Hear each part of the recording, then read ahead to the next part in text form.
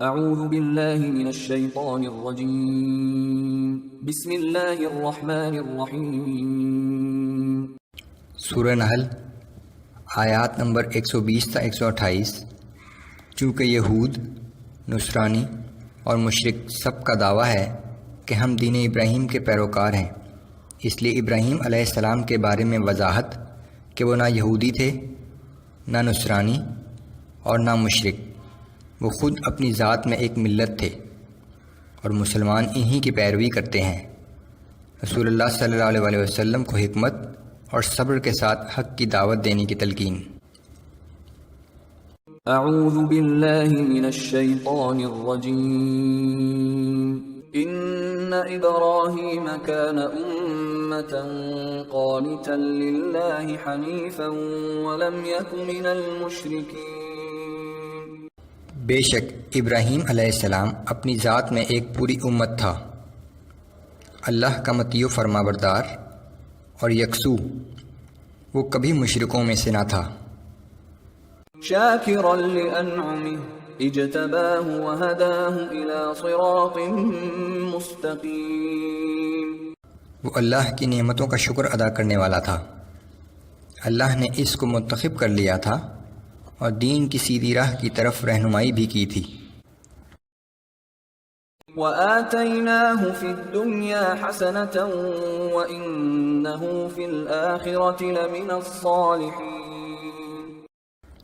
ہم نے ابراہیم علیہ السلام کو دنیا میں بھی بھلائی عطا کی تھی اور یقیناً وہ آخرت میں بھی اعلیٰ مرتبہ کے لوگوں میں سے ہوگا۔ ثم اوحینا الیک ان اتبع ملت ابراہیم حنیفا وما کان من المشرکین۔ اے پیغمبر صلی اللہ علیہ وآلہ وسلم، پھر ہم نے آپ کی طرف وحی بھیجی کہ یکسو رہنے والے ابراہیم علیہ السلام کی ملت کی اتباع کرو اور وہ کبھی شرک کرنے والوں میں سے نہ تھا۔ انما جعل السبت على الذین اختلفوا فیہ۔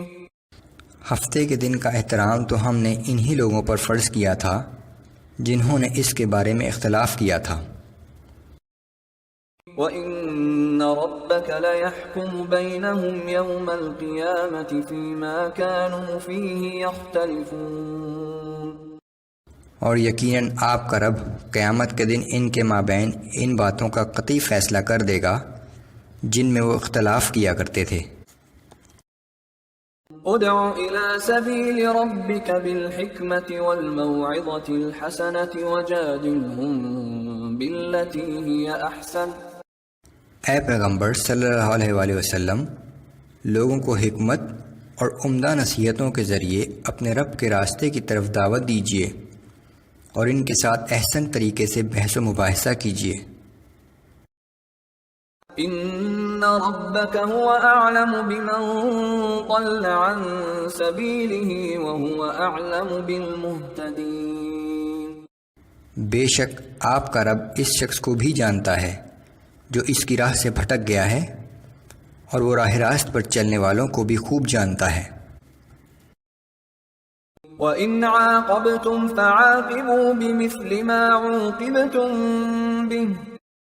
اور اگر تم لوگ کافروں سے بدلہ لو تو بس اسی قدر بدلہ لو جس قدر تم پر زیادتی کی گئی ہو۔ وَلَئِن صَبَرْتُمْ لَهُوَ خَيْرٌ لِلصَّابِرِينَ۔ لیکن اگر تم صبر کرو تو یقیناً یہ صبر کرنے والوں کے حق میں بہت بہتر ہے۔ وَاصْبِرْ وَمَا صَبْرُكَ إِلَّا بِاللَّهِ وَلَا تَحْزَنْ عَلَيْهِمْ وَلَا تَكُ فِي ضَيْقٍ مِّمَّا يَمْكُرُونَ۔ اے پیغمبر صلی اللہ علیہ وآلہ وسلم، آپ تو صبر ہی سے کام لیجئے، اور آپ کا صبر کرنا بھی اللہ ہی کی توفیق سے ہے، اور آپ ان لوگوں کی مخالفت پر غمگین نہ ہوں اور نہ ہی ان کے مکر و فریب پر اپنا دل تنگ کریں۔ ان اللہ مع الذین اتقوا والذین هم محسنون۔ بے شک اللہ ان لوگوں کے ساتھ ہوتا ہے جو گناہوں سے بچتے ہیں اور نیک روش اختیار کرتے ہیں۔ یہ ہدایات مکہ میں اس دور سے متعلق ہیں جب مسلمان اپنے مخالفوں کے درمیان گھرے ہوئے تھے۔ ہجرت کے بعد جب مسلمانوں کی باقاعدہ حکومت قائم ہوئی تو جہاد کی اجازت دی گئی۔